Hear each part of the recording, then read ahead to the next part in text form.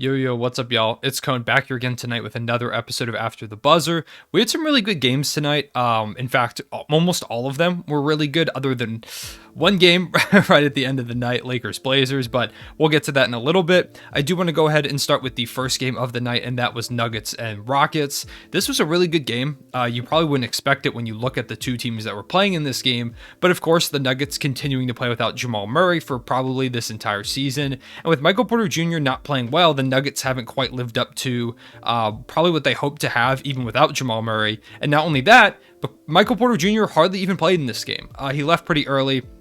He smoked a layup, and after he came down from it, he was kind of grabbing at his leg. He left with a quad injury and didn't come back after only 7 minutes of action. So it was kind of Nikola Jokic versus the world. He did get some help from Will Barton, who scored 15, and some big moments, including 2 big threes at the end of the game from Aaron Gordon. But for the most part, this was the Nikola Jokic show. He had 28, 14, and 2. Carried the Nuggets, including getting the game-saving block against Jayshawn Tate to win them this game. This Nuggets team is really, really struggling at the start of the season. They're a team that wants to be a title contender, and I think when healthy, they do have the talent to be one. But of course, without Jamal Murray and with Michael Porter Jr. not at all living up to the contract that he got over this offseason, Nikola Jokic has had to put this team on his back like he's never before had to do. If this Michael Porter Jr. injury and or slump continues to linger, Jokic is going to have to do an unreal carry job, like he has done in the past, but maybe never to this level to get the Nuggets to where they need to go. And honestly, he's probably up to the challenge. Nikola Jokic has been phenomenal this season. He continues to carry this team, and not only that, but I feel like he's not talked about enough despite being now the reigning MVP. Over the course of this season, I really haven't seen anyone talk about Nikola Jokic very much, talk about how good he's been, how much he's carrying the Nuggets, or how, to be honest, he should be in conversations for a top 5, maybe even at times top 3 player in the league. Jokic is phenomenal, and he's not the traditional superstar. He's not super athletic. He doesn't have like highlight dunks. He shoots like he's shooting a catapult. He kind of walks like he's in sandals. Jokic is a very different type of superstar, and I think that's part of why he doesn't get talked about as much. We saw that last season in the MVP conversations with Nikola Jokic kind of getting pushed to the side a lot of times. Guys like Nick Wright saying that they don't want to talk about Jokic because he doesn't bring in views, that the Denver Nuggets really don't bring in views quite like that. But Jokic is phenomenal. He deserves more attention, and he deserves more people talking about him. A stat that I want to bring up that I'm going to read off my phone because I found a tweet about it. Shout out at StartingVBasket for this tweet. I'll go ahead and read it to you. Thunder phone case, by the way, in case you didn't know. Jokic is currently leading the Nuggets in points per game, assists per game, rebounds per game, steals per game, blocks per game, three-pointers made, three-point percentage, field goals made, field goal percentage, free throws made, free throw percentage. So pretty much every single stat that matters, he's leading them in. He would be the only player in NBA history to lead his team in every single one of those stats, and I wouldn't be surprised if he does. That's how good he is, and that's also how little help he kind of has on the roster right now. They've got solid players. Like Aaron Gordon's a good player. Will Barton's a good player. But he is the lone guy that has to create pretty much this entire offense at times. Like, Jokic having 2 assists, that's not normal because guys just weren't hitting shots when he was getting them the ball. Nikola Jokic is a phenomenal player, and he needs more help, but he's carrying them even when he doesn't have that help. He's one of the most unique players we've ever seen, and he continues to do amazing things, and people just really don't talk about it. I mean, I know the Nuggets are only 5-4, but if you look at the injuries that they've been through, the way that Michael Porter Jr. is playing, and that stat that I just read you about Nikola Jokic, you probably wouldn't have guessed that this Nuggets team would be 5-4 at this point. So that was my mini rant about how good Nikola Jokic is. I guess on the Rockets side of the ball, 12 points and 17 rebounds from Christian Wood, who said that he should have been involved in the offense more. But he also said that Nikola Jokic was quote unquote easy to guard, or they said, how hard is it to guard Nikola Jokic? And he said, not that hard. So he's lying. 18 from Daniel Tice, who I saw a lot of Rockets fans mad that he was starting, but they needed him to start to try and guard Nikola Jokic. Alperen Şengün, almost like every time Şengün was in, he got like a foul. Every time Jokic backed him down in the post, he just isn't able to guard Jokic at this point. No one really is, but he's still super young, still not the greatest defender, so he's figuring things out. So that was a lot to ask from him. So Daniel Tice was the right start, and he was their leading scorer on the night. Jalen Green with 9, Kevin Porter Jr. with 6. Backcourt just kind of struggled today. They just didn't have enough firepower to keep up with mainly Nikola Jokic, who, like I said, continues to carry this team and deserves a lot more conversation, especially when we talk about the best players in the league. We talk about the top 5s. Nikola Jokic is a guy who belongs in that conversation because he's carrying this team every single night. And he's even playing decently on defense. Like, I'm not a huge guy I'm not really into like defensive metrics, but when you watch Jokic play and you see that the Nuggets are one of the better defensive teams in the NBA so far, you're not usually a good defensive team without at least a decent defensive big. Nikola Jokic is doing a lot better on that end than he has in the past, and that's been another addition that he somehow made to his game. Jokic is phenomenal. I don't need to keep telling you this, but he does belong in those best player in the league conversations. Next, Celtics versus Mavericks. I'm going to give you a scenario. It is a tie ball game. Luka Doncic has the ball, and he decides to shoot a step-back three-pointer at the buzzer to try and win the game. Do you think that shot goes down? If you said no, you don't know ball. If you said yes, then you know who Luka Doncic is, because that shot did sink, and they beat the Celtics 107 to 104 at the buzzer, step-back three, fading away into the crowd, over Josh Richardson's hand, with 2 defenders in the area as well. I'll show you a picture of it now. Unreal shot that Luka hit. And the weird part is, when he shot that, I expected it to go in. There was no part of me that thought that's a bad shot, or, oh, Luka shouldn't be taking that, or even like, that's not going to go. The second he shot that, I was like, oh, that's on line, that's going to go in. Because that's how good Luka Doncic is. And not only that, but that's how clutch he is. He's still super young. He's like 22 or so, 21. Luka Doncic is so young. He's still so early into his NBA career, and yet I can name so many different clutch time shots that he's made, buzzer beaters, the one in the playoffs against the Clippers, another one against the Celtics, this one tonight, a shot against the Grizzlies, a shot fading into the corner against the Portland Trail Blazers. Luka Doncic hits clutch shots in his sleep.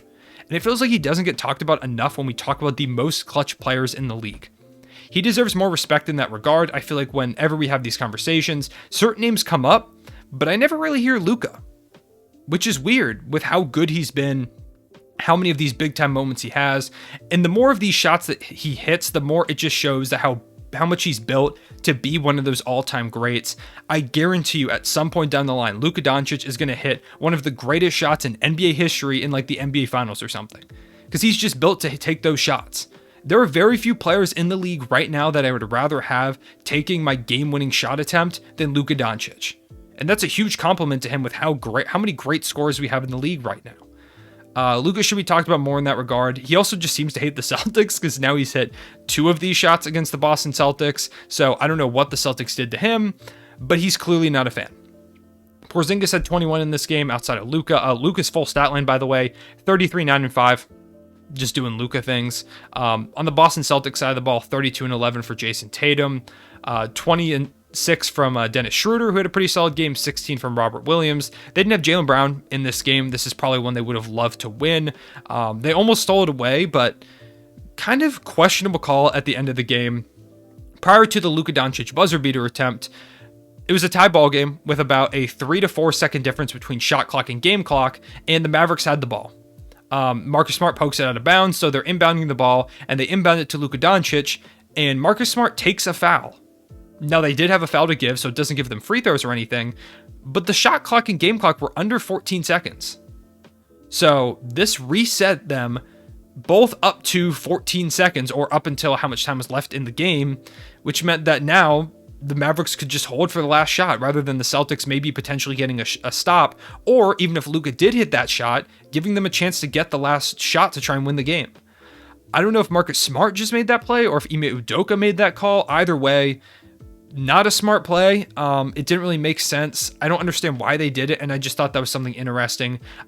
And for a team that's had a lot of issues with Marcus Smart publicly outing his frustrations. After the game, they asked Jason Tatum about Marcus Smart's comments that he made the other day, saying, should he have kept those in the locker room? And Jason Tatum, I believe, said something along the lines of, what do you think? Which is not a great look for a team that needs to get on the same page ASAP. There were so many times in this game, especially at the end, where it just seemed like there was miscommunication.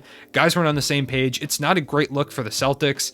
And a situation like that is kind of just the culmination of the way that this Celtics season has been going. They're losing clutch time games. They've lost multiple games in overtime. They lost this one to a buzzer beater. The Celtics have been right there in most of their games. And if they've had better execution in late game scenarios, the Celtics, rather than 4-6, could be like 7-3 or something. 7-3. I thought that didn't add up to the same number for a second. They could be right there, but they just haven't executed. They continue to lose. They lost to the Bulls, giving up a massive lead to the Wizards in overtime. It's just not a good look. The Celtics have to figure it out. They have to figure out those late game scenarios, and they've got to figure out whatever mental issues are affecting the team right now, because guys aren't on the same page. For the Sixers and Bulls, shout out to Sixers fans. By the way, I made a video talking about them, the same stuff I'm about to talk about right now, a couple days ago, and Sixers fans showed hella love to that video. So if you're a Sixers fan, appreciate you. But the Sixers came into this game against the Chicago Bulls. They beat them earlier in the week, shorthanded, but they came into this game even more shorthanded. No Matisse Thybulle.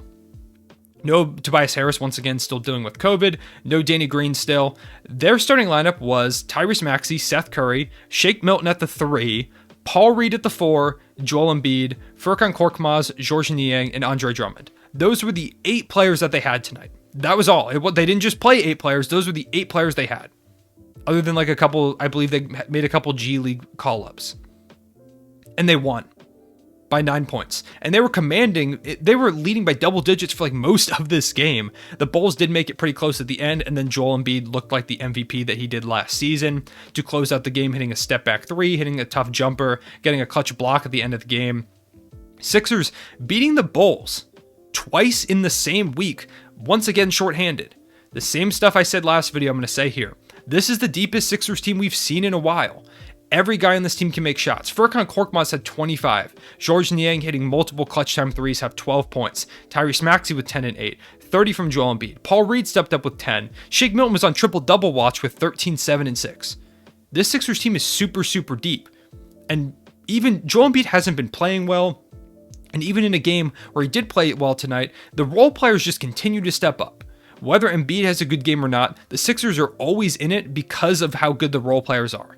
Daryl Morey has done a fantastic job building a squad that is deep, and if they get a second star for Ben Simmons, as I said last video, the Sixers might very well be the favorites in the East, at least right now with the Bucks being unhealthy, and the Nets not having Kyrie Irving. The Bulls, this is a game they've got to win. You can't lose these games, and the Bulls now are kind of losing these 2 to the Sixers is not a good look. The big problem has been Nikola Vucevic. DeMar DeRozan with 25, 4 and 4, 32, 9 and 3 from Zach LaVine. Lonzo Ball had 8, 5 and 5. Nikola Jokic was just getting cooked, or Nikola Vucevic, was getting cooked. And it's Joel Embiid, I understand, but he wasn't even putting up a lot of effort. He wasn't really putting his hand up on 3-point contests on Embiid. He was missing a bunch of shots, and he's never been a positive on the defensive end. But if you're going to be mediocre on the defensive end, you have to at least provide offensively. And he's not been good to start the season on that end. It's been the case for a lot of star players, and a lot of star players, I'm sure he'll figure it out. But he's got to be better for this Bulls team. Right now, they're 6-1 against the rest of the league and 0-2 against the Philadelphia 76ers. And these are games you need to win because this Sixers team is probably going to be competing with you for Eastern Conference seeding. You can't be losing these games, especially not early in the season. You've got to figure it out. They need another big. They need a power forward. Javonte Green is just not the answer there. They're going to have to make a trade with Patrick Williams sidelined for probably the season. Hawks Suns. In this one, the Suns kind of had it, and then they kind of lost it for a little bit. The bench was kind of struggling, and then they had it again. It was kind of weird. Devin Booker put up 38, 6 and 4, 16 and 13 from Chris Paul, 16 from Frank Kaminsky. The Hawks now 4 and 6. Bad start to the season for a team that made a Cinderella run to the Eastern Conference Finals. 31 from Trae Young and 13 assists, 26 and 10 from John Collins, 18 from Bogdanovic. It was just the other guys that really weren't performing, including Kevin Huerter, who in 19 minutes had 7 points, and despite getting a bag this offseason, continues to just look mediocre. They need him to step it up. DeAndre Hunter only had 2. He's got to be better than that as well. Clint Capella with only 9. You had 3 guys put up a fight and then the rest just weren't. Their offense doesn't look great. Like, I believe I've seen a lot of Hawks fans talking about how they've changed it and how they're not a fan of how things look kind of different. The Suns, on the other hand, I feel like have made a change for the better with their offense. I like the way that they're kind of running the pace. They outscored the Hawks by 16 in the fourth quarter. 16 points. Not a great look for the Atlanta Hawks. It feels like a lot of big leads have been getting blown this season, which is weird because shooting is kind of down. And typically you would see that with teams that were shooting really, really well. I don't know. The NBA has just been weird this season, and the Suns get a big win. The Jazz and the Heat barely hold on to this one. The Jazz were down by, I believe it was 19 with 5 minutes to go. And by 2 minutes, they cut it to 6. The Jazz were phenomenal in this game. They really made it tough on the Miami Heat. Despite losing in the end, it was a big comeback from them. The Heat did close it out. Jimmy Butler hitting clutch free throws at the end. Kyle Lowry with a 20-point, 12-rebound, 10-assist triple-double. His best game in a Heat uniform. Jimmy Butler continues to look like an MVP candidate. Tyler Hero continues to look like the 6th man of the year with 29 points. The Jazz making that comeback. Donovan Mitchell with 37-7. I feel like he hasn't gotten a lot of attention either this season. He's been one of the best players in the league so far this year, especially at the shooting guard position. It was a great battle, and to be honest, I could see this being a finals preview potentially, so it was fun to watch. And finally, Lakers-Blazers. Blazers winning by 15 points. Damian Lillard finally had a game where he was like kind of efficient with 25, 6, and 3. Still not the game that he probably wants to see because he was a guy that's averaged 30 points per game for a lot of his recent years, but it's better. And it's getting him back on the right track. These are the games that he needs to get if he's going to get back on track for his scoring this season. On the Lakers side of the ball, Anthony Davis only played 7 minutes before leaving with a stomach illness. LeBron James didn't play, and Russell Westbrook shot, I believe it was 1 for 11, 1 for 13. 8 points, 9 rebounds, 6 assists. You guys know I'm a Russ fan. I can't really defend this game. He's got to be better than this.